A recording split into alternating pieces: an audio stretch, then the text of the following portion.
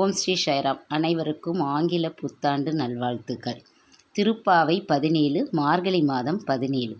அம்பரமே தண்ணீரே சோரே அறஞ்செய்யும் எம் பெருமான் நந்தகோபாலா எழுந்திராய். கொம்பனார்க்கு எல்லாம் கொழுந்தே குலவிளக்கே எம் பெருமாட்டி யசோதாய் அறிவுராய். அம்பரம் ஊடுருத்து ஓங்கி உலகளந்த உம்பர் கோமானே உறங்காது எழுந்திராய். செம்பொற் கழலடிச் செல்வா பலதேவா உம்பியும் நீயும் உறங்கேலோர் எம்பாவாய். ஆடைகளையும் குளிர்ந்த நீரையும் உணவும் பிறர் திருப்திப்படும் அளவுக்கு தர்மம் செய்யும் எங்கள் தலைவர் நந்தகோபரே, நாங்கள் எழுந்தருள வேண்டும்.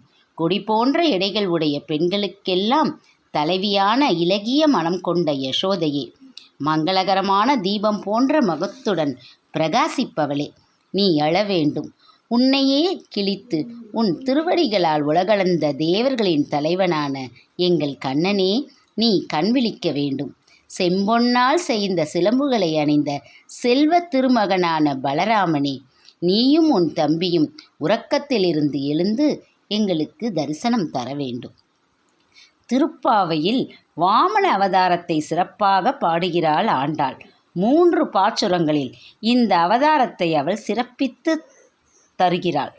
ஓங்கி உலகளந்த உத்தமன் பேர்பாடி என்ற 3வது பாடலும் இந்த பாடலிலும் 24வது பாடலில் அன்று இவ்வுலகம் அளந்தாய் அடிப்போற்றி என்று சொல்கிறாள். அசுரனாயினும் நல்லவனாயினும் மகாபலி தேவர்களை அடைக்க கர்வம் கொண்டிருந்தான். இந்த கர்வம் அடங்கினால் இறைவனை அடைவது உறுதி என்பதாலே நாராயணன் வாமனனாக வந்து அவனை ஆட்கொண்டார். திருப்பாவை பாடுபவர்கள்தான் தான் என்ற கர்வத்தை அடக்க வேண்டும் என்பதே இப்பாடல் நமக்கு உணர்த்தும் கருத்தாகும்.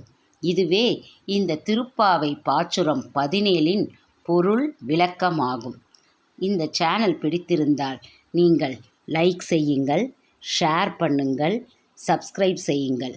மீண்டும் நாளை திருப்பாவை பாச்சுரம் 18வது பாடலுடன் நாம் சந்திப்போம். ஜெய் சாய்ராம்.